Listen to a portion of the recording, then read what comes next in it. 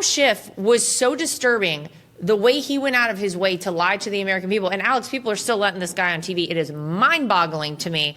But well, that's the other part of the problem is the media, which you just hit on. There's no accountability. After they saw that he was unable to deliver on everything he said, they're still continuing to interview him. They still run with questions about Russia. We even saw it during the last election.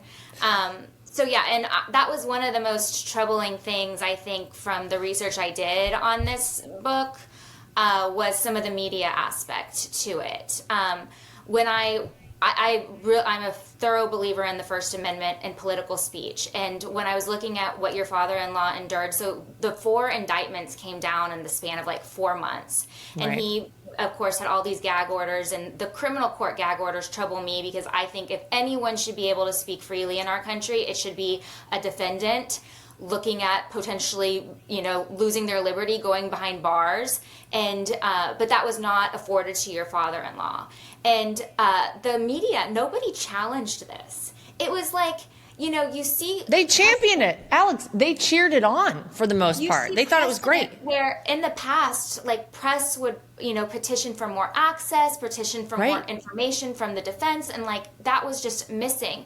And there was one New York blogger that did take a request all the way to the Supreme Court. It was denied, but I will give it to that one podcaster, essentially. But, that was one disappointment. The other one was Media Research Center did a really, really good job of tracking the coverage of these cases. And one of the most troubling ones I saw was Fani Willis in Fulton County, Georgia.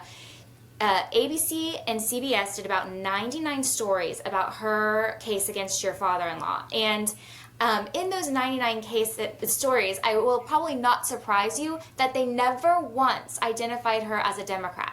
Now, she was running for re-election. She was actually running for re-election at the time. I think it's journalistic malpractice not to even note that, And that was, I think, part of the big problem where this was allowed to snowball so much, was the media was just hand in hand in this narrative.